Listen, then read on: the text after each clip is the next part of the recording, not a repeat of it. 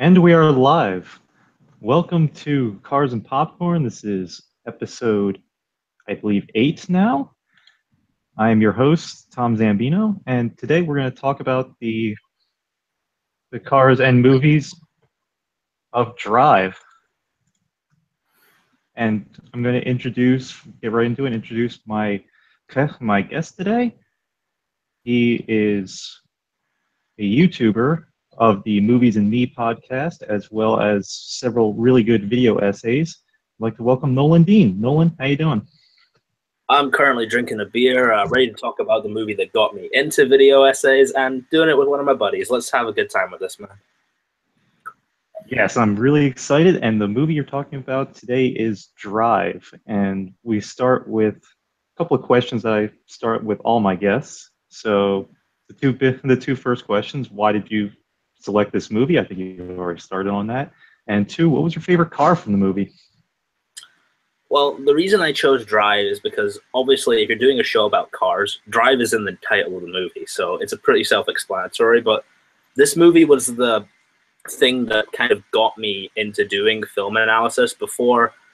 When I was I was about 15, 14 when it came out, and before then, I'd been going to the movies to like have fun and just have a nice experience. But when I went to see Drive, it was a whole different kind of thing, and it made me think that wasn't just like an experience. That was like a film, and I was seeing stuff that I'd never seen before, and I was loving every minute of it. So that's kind of the reason why I do all this video essay, talking about movies deeper and writing the way that I do.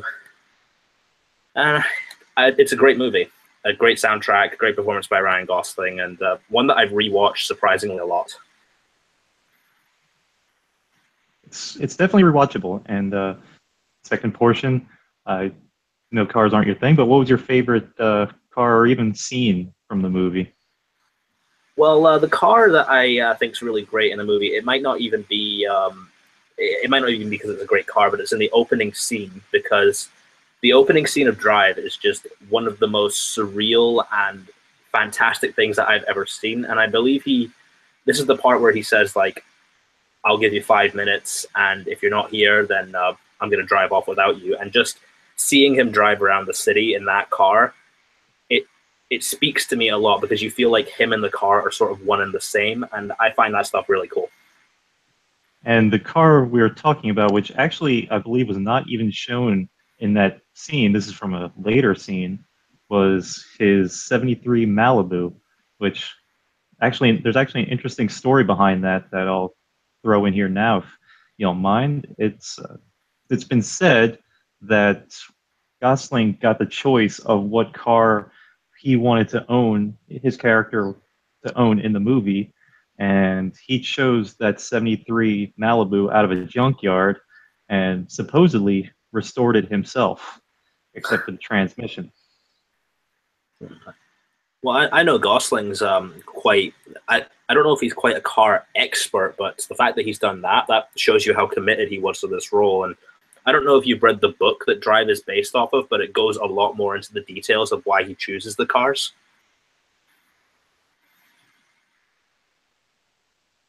Look,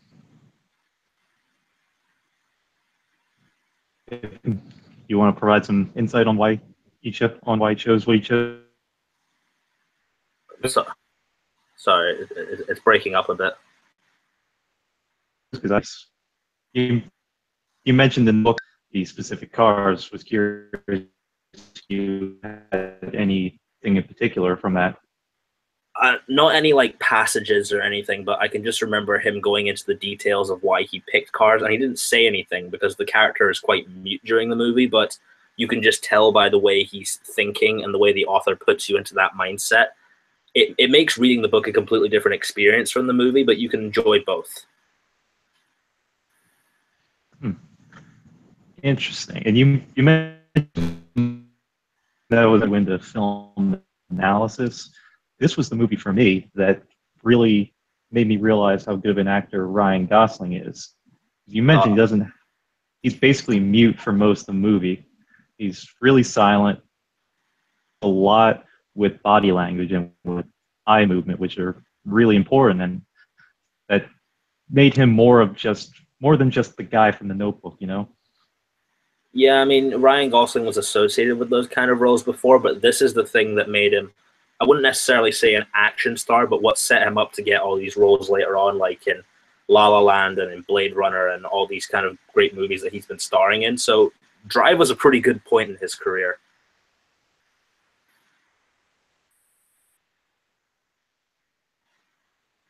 Made me take notice of him rather than, again, just being that guy from the rom-coms and the Notebook. Yeah. So you mentioned that opening scene, and that opening scene is pretty glorious with him driving around. And to me, that's how I interpret it. Is that's what a lot of us that enjoy driving do. I think that really sets him up as a driver because he's driving around to basically calm himself. He's just reflecting on everything in his life, and that's what I feel like that's what a lot of us do. Whether you're a big fan of cars or not, you could just hop in a car and drive around, and you're just one with your thoughts, you know. Yeah, and you have that great Kavinsky soundtrack playing with all the like neon 80s font and everything. It's beautiful to look at. It's like a painting. It was interesting about the fact that they didn't actually car throughout the entire first scene. They just had him driving around, and then he finally got into the shop where it kind of kicks the movie kicks into gear to use a car pun. Oh, Billy will love this. He loves his puns. I know, and I do as well. So puns all the time. Into our first car of the day here, that's an '06 Chevy Malibu that Bryan Cranston proudly dictates he dropped 300 horsepower or 300 horses into.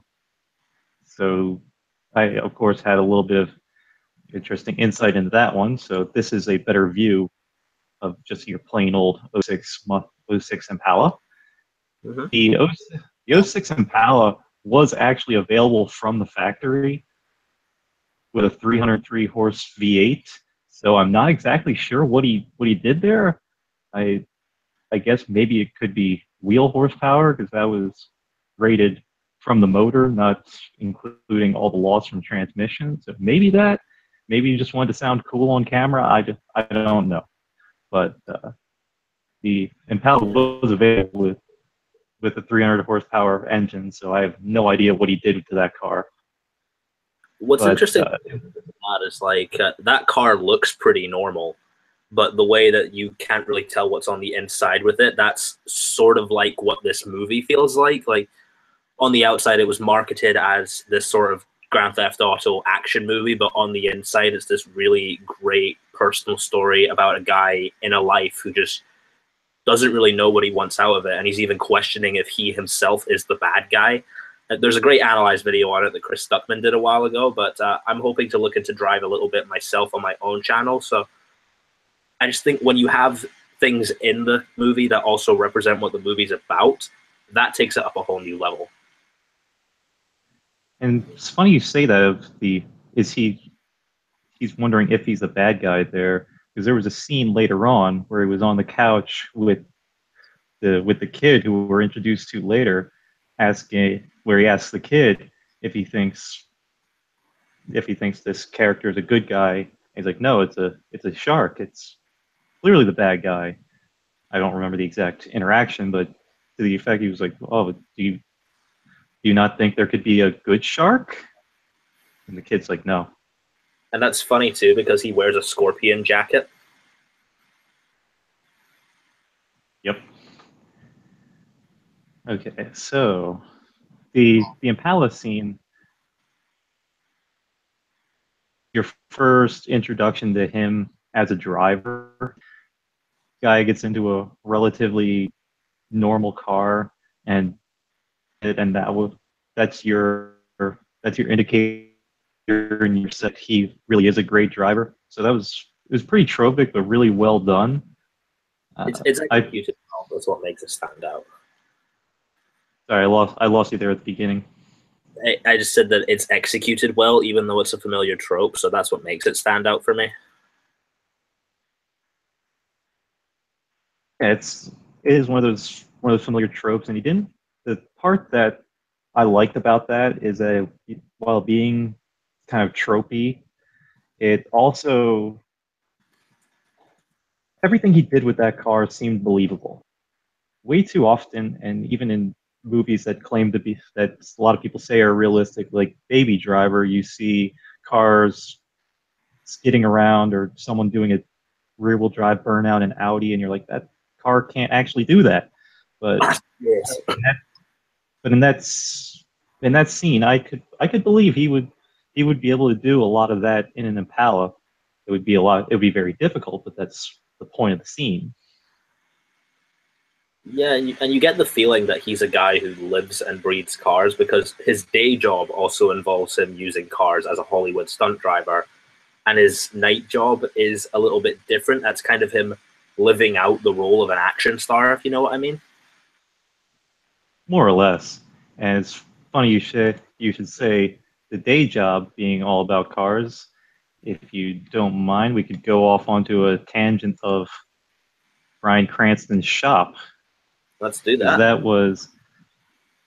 that was a pretty significant part of the movie where they're walking and talking, and they're going by some really nice cars that just had to take a stop and look through to see which was what.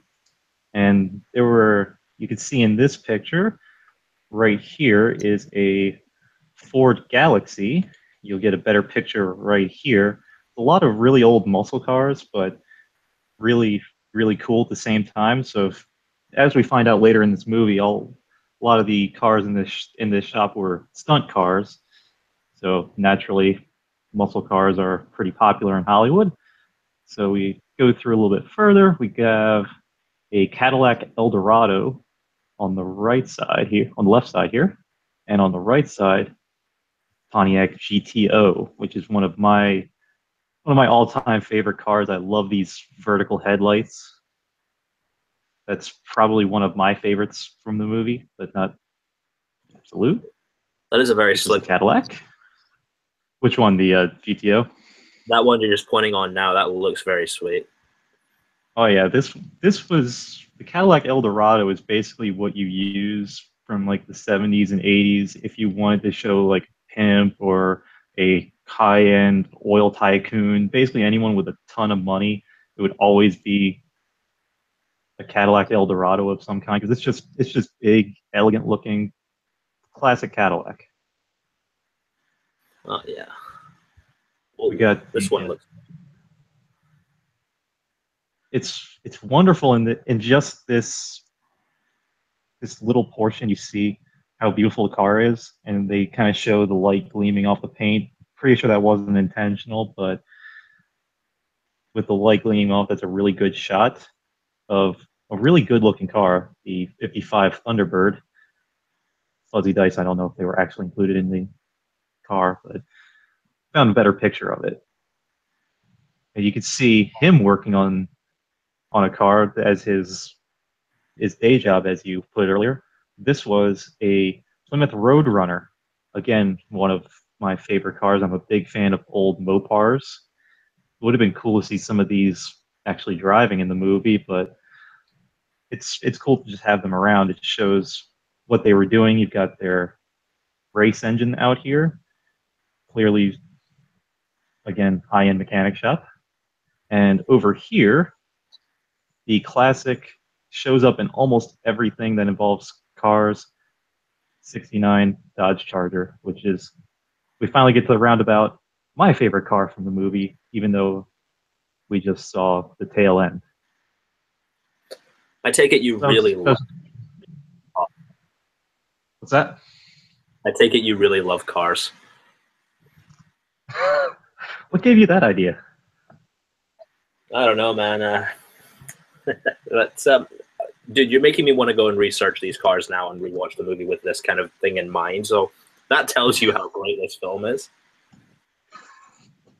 It, it really is it's subtle, but yet they but the cars are a part of the movie still because they're referred to quite frequently. Towards the end, they he mentions as he one of the Albert Brooks character breaks in and mentions, "Oh, you've got all these priceless cars, but you can't invest in a better lock." But And that tells you so much about their characters as well. They want to look good on the outside, but they don't necessarily care about what's on the inside. Yep, they it was we kind of move into the mob at this point. I believe Bryan Cranston. I forget his character's name actually. Shannon, He I was believe it was. yes, he was working with Albert Brooks' character because they wanted to. He wanted to take Gosling's driver and they wanted to get into legitimate business together rather than well, not legitimate but better paying business rather than fixing up building cars that are just going to get junked in 5 seconds and this kid just wrecking cars all day even though he knew he has talent. So they essentially want to go stock car racing.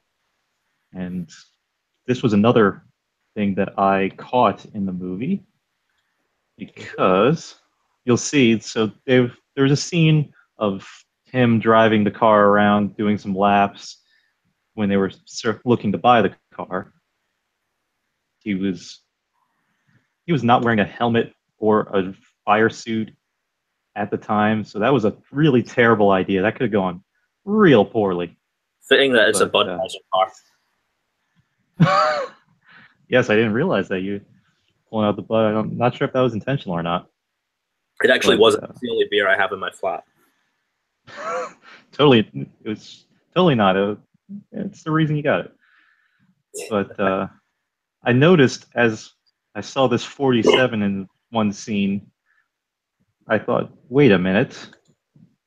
And if you look, I'm going to go between here.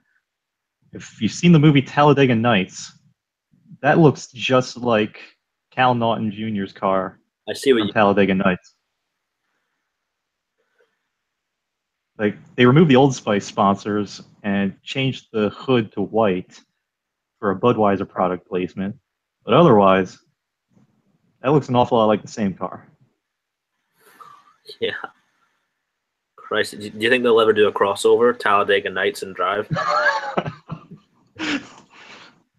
Ricky, I would watch the hell out of that. Ricky Bobby ends up in the Drive world trying to do a job for someone.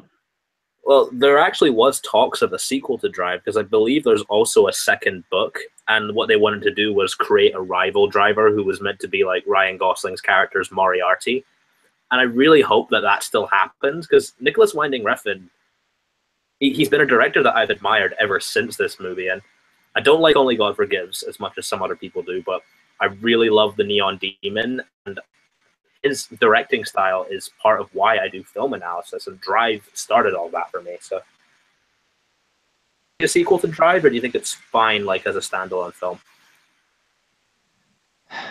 I, I mean, I would like to see more of the character, but I feel like the problem is if you do Drive, I don't think you can do it on Gosling's character.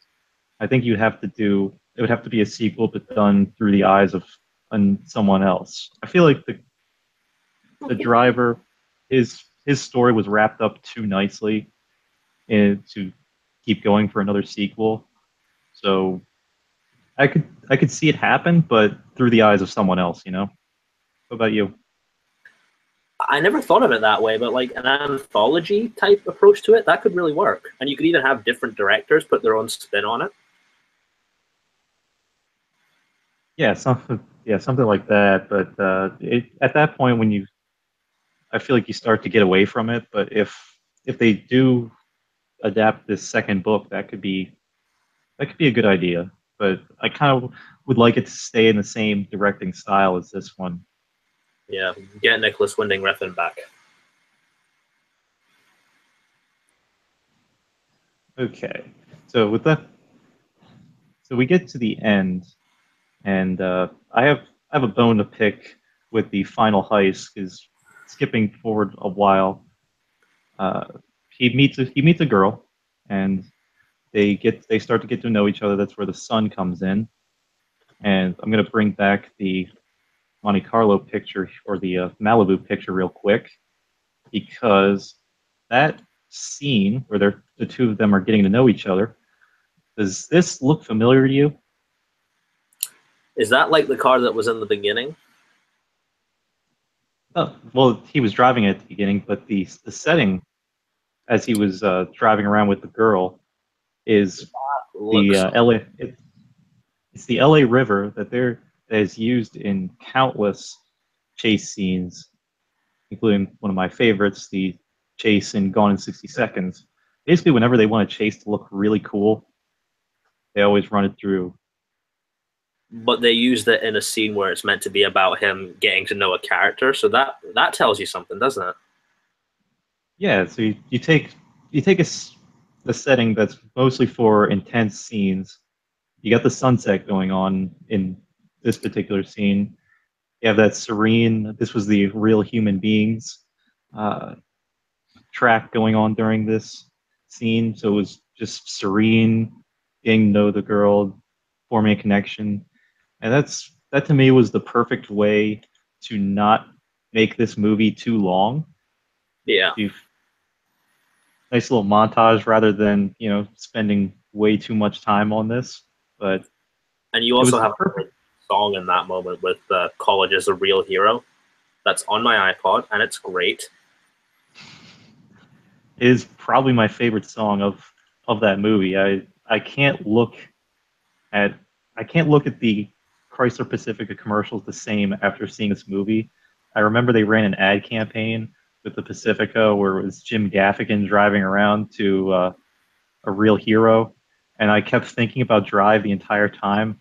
It just didn't make sense watching a comedian driving a minivan to that song. This that song just ruined that commercial for me. If we got time after the show, there is a cover of that song that I found where it was like a band covering it, and it's just as good, if not better. Huh? Was it any famous band or just indie band? I'm gonna look it up quickly right now. Um, I know their name, but Well, like it's uh, so so while you're doing that, as we get along in the movie, we meet her boyfriend, the kid's dad, who was in jail for a while. We didn't know why at the time. After he gets out, he's basically in trouble with some mafia types, and they kick his ass for money, and he wants to the driver wants to know why, and gets caught up in the boyfriend having to do one last heist, and in order to because he cares about this kid, he's like, okay, I'll drive for you to do this one last heist, so basically so you can get out and you can be with your kid, and that's how they get going, doing a heist of I forget what I think it might have been a bank or something, but and we know how that ends. what's that? We know how that ends. Yes, yes, we do. And the vehicle that is chosen, I have a bone to pick there. It's a 2011 Ford Mustang GT, which is a cool car and everything. But if you It's a cool have car. seen the movie, there are three people involved with this heist. Who thought it was a good idea to get a two-door coupe with a really tiny rear seat to do a heist with three people? It did not make sense. If something went wrong and the two of them had to come out in haste, she's not getting in the back of that car quickly. She struggled a little bit getting in when there was no hurry. So we're gonna start a little segment called "What Would Tom Choose?" And I picked a few cars that I thought would be a better idea. I'm looking forward to this part. So these guys are mobsters. They're in the mafia. You can stretch and afford a BMW M3. It was available in 2011, just as fast, just as much horsepower as the Mustang, better handling, and guess what? Rear doors. You need rear doors if you have more than one other person. Cadillac CTS-V. Don't have enough money for an M3? Okay, get the American equivalent. It's a little more expensive than the Mustang, but faster. And guess what? Four doors. And still fairly understated. If you're not looking at the grill, it just looks like a Cadillac. No big deal, right? Wrong. And last, one of my favorite cars, not exactly subtle, but a lot cheaper at the time, Pontiac G8 GXP, which our friends in Australia and overseas will notice this as a Vauxhall or a Holden. Was imported to America and thrown Pontiac badges on. So those would be my picks. I swear if they're mafia types, they can afford to stretch for an M3. The Mustang is cool, and I'm sure Ford paid good money to have their new restyled Mustang in the movie, but it was a silly choice, is what I'm trying to get at. I would have just given him a DeLorean and been done with it. It would have made the movie a lot. It would go through a lot easier. I'm sure he could get up to the desired speed right in time. And could you imagine Ryan in the place of Marty McFly? Oh god, full time machine. It's crap. We ended up characters like Doc Brown. Funny thing about Bryan Cranston's character, actually, this is it's a little bit of trivia that I found. Hopefully, it's not on your trivia thing, but he was originally offered the role as the villain in X-Men First Class, which went on to Kevin Bacon, but he turned it down to play the character in Drive. I think that was probably a good call. He was really good in this. Probably, I thought Kevin Bacon was right for that role. So, no, it was not on the trivia, by the way. Could you imagine if those roles swapped? Kevin Bacon plays this guy, Bryan Cranston plays Shaw. I don't think I could see Kevin Bacon in this. I think Cranston gives that right level of sympathy, you know. Yeah, I know. I'm not sure Kevin Bacon could deliver that. Anyway, we get to we find out pretty brutally later that the girl within their heist party betrayed them, and they get chased down by another car, which brings on the climactic car chase, which was a pretty sweet chase through California roads, and they were chased down by a much slower 300. So, again, I love how passive aggressive you are with this. What's that? I love how passive aggressive you are with this. Well, it's about to get straight up aggressive because they kind of undid all the goodwill of, okay, this guy's a really good driver. He's outrunning people in a Impala. No, he's getting chased down, and a 300 that's significantly heavier and significantly slower is chasing him down. Just saying.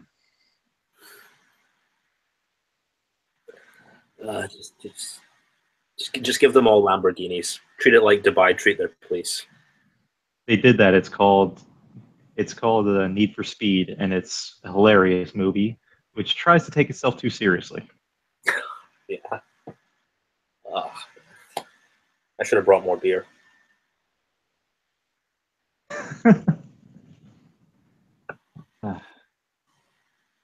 Anyway, is there anything? I think that's all you had. Sorry, you broke up a bit there.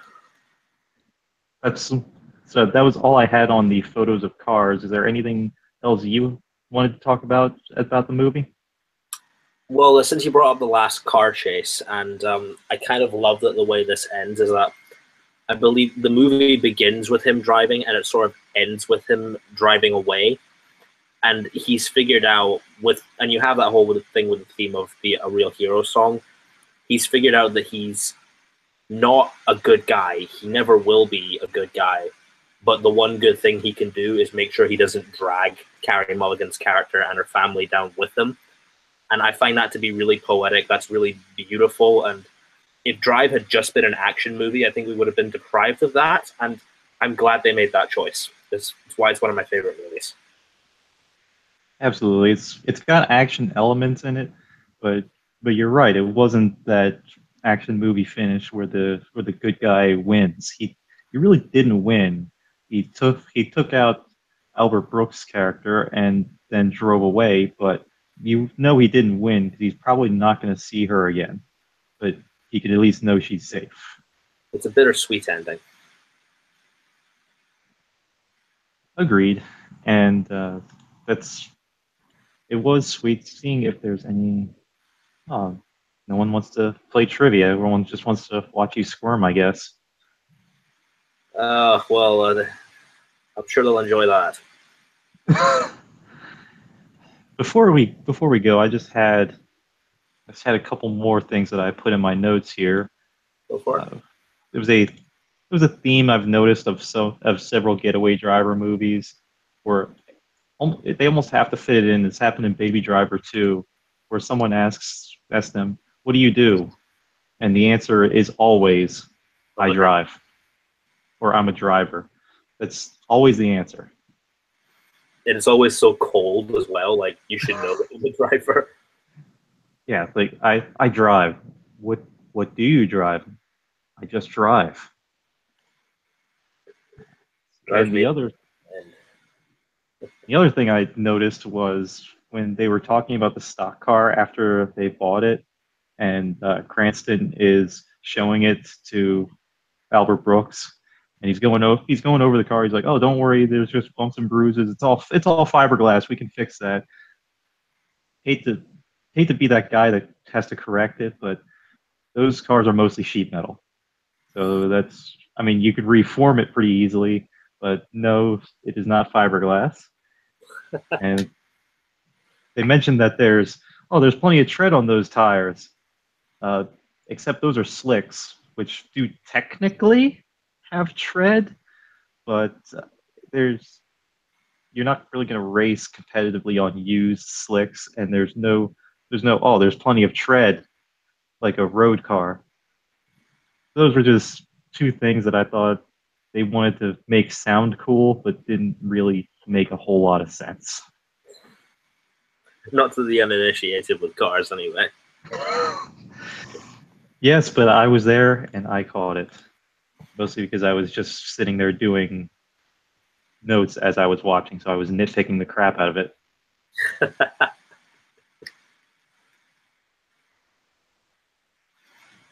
Anyway, we can get into trivia unless I can peer pressure Shugi into jumping in. Shuggy, please help. I don't want to be struggling with trivia.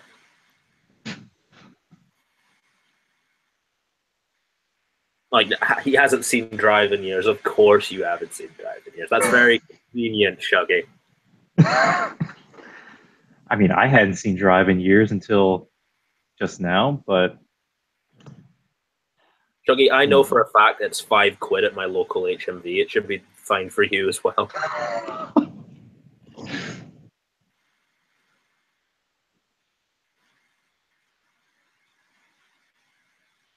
Here we go. okay. Yes, peer pressure always seems to work on these. I've never actually spoke to Shuggy, so this would be pretty cool. I mean, we've talked on Twitter, but I've never spoke to him face to face. Same here, actually. Always interested in meeting new people and asking them difficult questions. That's how I introduce myself all the time. It usually doesn't help date or introduce myself to new people, but I find it works for me. What, just walking up to a bar with equations doesn't work for you? No. You'd be surprised because I go to mathematicians' bars. What, like the bar from Good Will Hunting? Oh, yes. I do well in that bar. The mindset of Good Will Hunting, but with the subject of Dead Poet Society. Two Robin Williams connections right there. Oh man, You're about 4 degrees away, though. How are you going to connect that to Kevin Bacon? Oh, damn it. Um, Fuck you. That's going to annoy me, and I'm going to come up with an answer later after the show's done. I'm very interested to hear your Goodwill Hunting connection with Robin Williams and Kevin Bacon. Okay. So while we're waiting for Shugi, is there? I know we'll do plugs later, but you want to talk about some of the things you're working on right now? I know you've got a few things on docket. Yeah, I'm working on some more video essays, and I can confirm only one other person knew this, but this month's video essay is going to be Halloween themed. I'm going to be taking a look at Nosferatu in a deeper way, and I'm going to be focusing on the public domain and how the inspiration for Nosferatu came from Dracula, but it led to a new created monster that's slightly different, and the way they could go with that in the current remake that Robert Eggers is doing. So that's going to be a lot of fun. I had a hard time picking what Halloween-based video I was going to do. It was between this or why Ghostface is the most scary horror killer, but Nosferatu seemed more fun to me. That does sound a little more fun. I haven't actually seen the original Texas Chainsaw Massacre. Another thing that's been like on my queue for a while, but I am much more interested in hearing you talk about Nosferatu than the than Leatherface. And I just want to plug something else as well. Me and Kimber, who's in the chat right now, we're working on a Doctor Who recap show called Space Time Rewind, and I don't know if we've figured out who's going to be the Doctor and the companion in it, but we'll figure that out when it comes up. Hey, Shugi's here. Hey, how's it going? Shuggy, nice to meet you, buddy. Nice to meet you, man. Okay, so we're going to jump right into trivia once I find my pen, which I have. I apologize for the upcoming disgracefully bad display. Don't worry, Billy came in here and went 0 for 5 once, so you literally can't do worse, but it's all in good fun. I'll do my Scottish one. So what? Just a ball of blood. Let's see here. Okay, I'm going to start with Nolan since you're the guest here.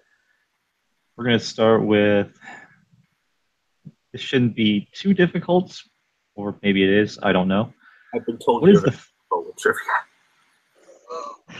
Okay, so what is the fastest street legal car in the film? Dodge Charger. Pretty close, actually. But being from the '60s, the fastest car is the Mustang that he drove at the end, because the power of modern engines. So I'm gonna say like half a point to feel good about myself. Fair enough. I'll let you count half a point to your count. Okay, Shugi. There we go. Let's see how long you've been watching this episode, because it's what I like to see as the pay attention question. Are you paying attention question? Probably so not. Ryan. No. So Ryan Gosling hand selected one car that he got to use in this movie. Which one was it? Oh man, I don't remember at all, man. I don't remember any of the names of the cars. I just remember you talking about them. Can you describe it? Just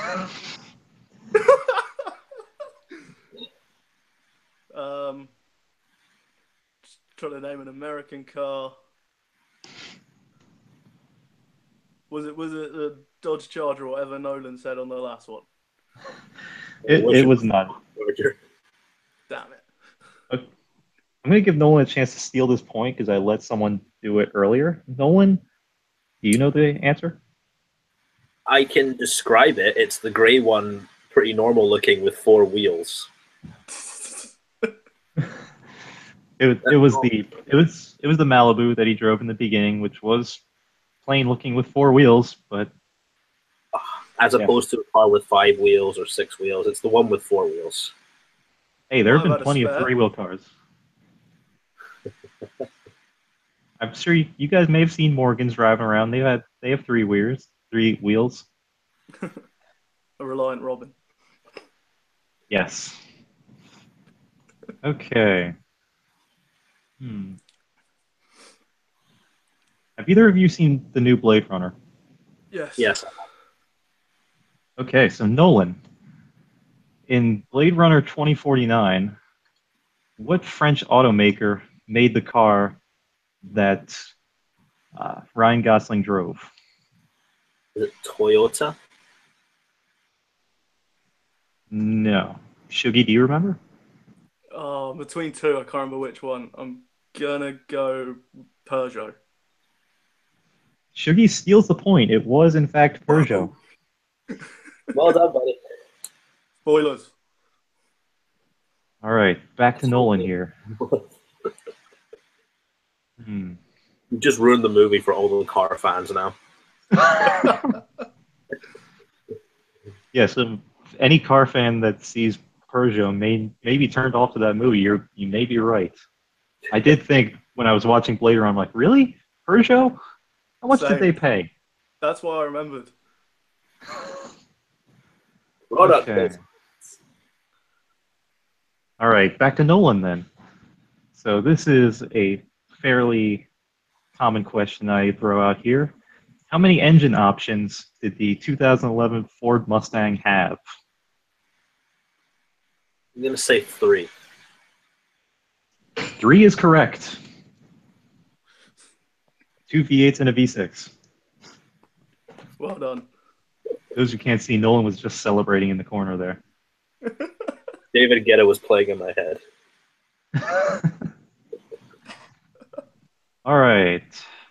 Shugi, what famous filming location was used during the what I like to call the get to know the girl scene? This is where the lack of seeing Drive comes in. I don't remember the scene, man. Well, it was a No, racetrack, was it? Was it? There was someone it on a was not. racetrack. I It don't was know. not. Nolan, can Okay, you well, remember? I, I hate to let you down after getting that point, but I don't remember, buddy. It was the LA River. Uh, Let's see. I should have just said Gone in 60 Seconds. That might have qualified as the answer. Well, that could be close enough. Okay, Nolan, we're going to go back to you. What car that is the butt of many jokes does Ryan Gosling personally drive every day? Butt of many jokes is the hint. Many jokes. It's got to be the normal looking one. I'm gonna say the Malibu. He does own that car, but the car he drives every day is actually a Toyota Prius. Didn't I say Toyota for another question? yeah, you thought Toyota was French. Oh. Let's see. I will never live this shame down. Okay, you got one right so far. So, Shugi, I gave Nolan one of these questions. I'll give you one of these as well. How many engine options were available in the Chrysler 300 that chased said Mustang? Go with 2. Answer is actually 4. Jesus. Oh. All right, Nolan, last question, man. After seeing, this one's actually from the movie. So, what American car manufacturer was on the stock car that they bought? I can't, I can't pretend that it was actually made by this car company, but the badge was on the car. I just watched it today. It's